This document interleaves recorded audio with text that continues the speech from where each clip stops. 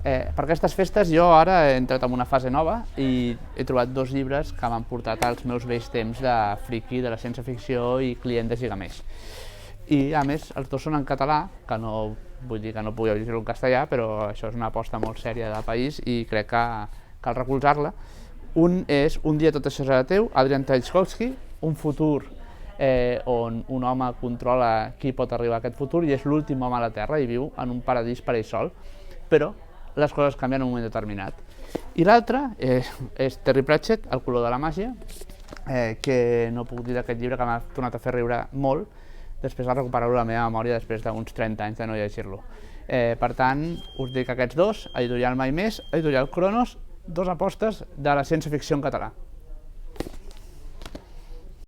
La meva recomanació de Nadal és La història de la teva vida i altres contes, de Ted Chiang, que publica Mai Més llibres. Mai Més és una editorial que està fent una labor encomiable elevant el gènere de la ciència-ficció en català, que era un gènere tendint a minoritari, i en aquest sentit Ted Chiang és el millor exemple. És un autor de ciència-ficció, però no només, és un gran autor, és un autor d'alta literatura, a mi em recorda molt a Borges, i això és un seguit de 9 relats que transgredeixen una mica la lògica espai-temporal que coneixem.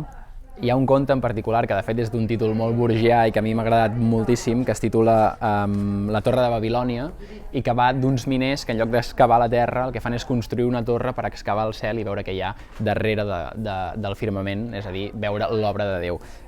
Són històries acollonants, escrites amb una prosa molt sòbria, molt elegant i que us recomano moltíssim. La història de la teva vida i altres contes de Ted Chiang, Mai Més llibres. Ara ve Nadal, o aquests llibres són recomanacions de festes, i he triat una novel·la d'un autor, el Colum McCann, que fa 7 o 8 anys vaig llegir una novel·la magnífica i la curiositat m'ha fet triar aquest llibre. És un llibre d'amor i és un llibre de dolor, és un llibre tràgic i és un llibre d'amor, i llavors m'ha semblat molt adequat per aquestes festes.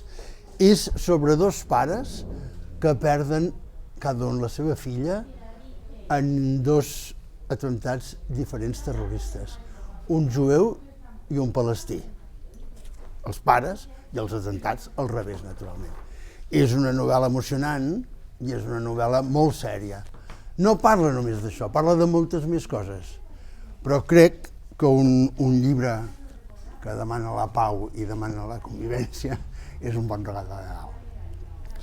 Per aquest Nadal recomano el poemari de la Mireia Calafell, Nosaltres qui, que va estar premiat amb el Premi Mallorca de Poesia 2019, i l'únic que puc dir és que el llegiu si encara no ho heu fet, perquè és preciós i el gaudireu en tot moment quan el llegiu, inclús se us farà curt. Utilitza un llenguatge molt quotidià que et fa sentir molt a prop dels poemes i a la vegada són molt potents i tota l'estona estàs com qüestionant-te aquest nosaltres, aquesta generació que habitem en el món. Aleshores, si encara no ho heu fet, llegiu-la, rellegiu-la i regaleu-la aquest Nadal perquè cala molt a dins.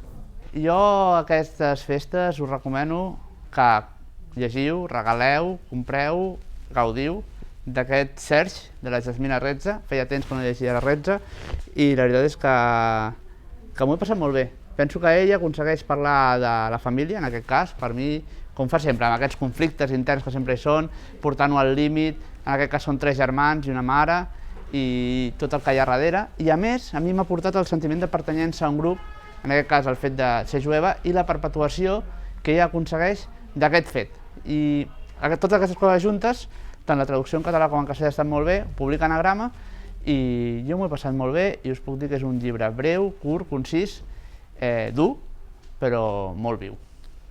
Hi ha gent que no li interessen les novel·les i per aquests n'he triat una altra que m'ha tret pel títol. Es diu Una història política de la Rueda. Rafael Mels, un francès. Editorial Turner. El títol m'ha sorprès i és una història de la roda. Comença dient que no se sap qui va inventar la roda, ni se sap a on. Comença a explicar uns detalls que a mi m'han semblat molt interessants, perquè estan salpebrats amb un cert humor, i a més et diu una cosa i 2 pàgines més tard te la desdiu. Per exemple, a Amèrica no es coneixia la roda. Com és que no coneixien la roda, que s'havia descobert a tot el món excepte Amèrica? I ell arriba a la conclusió que és que potser no la necessitaven. Perquè, per exemple, no tenien ni cavalls ni bous per estirar els carros. Si els havien d'estirar a braços, no servien. De totes maneres, a Mèxic s'han trobat joguines amb rodes. Com és possible que tinguessin els nens joguines amb rodes i ells no aprofitessin les rodes? I ell ens posa un exemple que és fantàstic.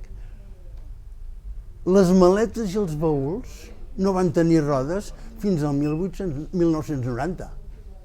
Com és que anàvem abans carregant les maletes tots? Perquè teníem les maletes, teníem les rodes i ningú les havia unit? Molts més misteris explica aquest llibre. Una història política de la rueda. Bones festes.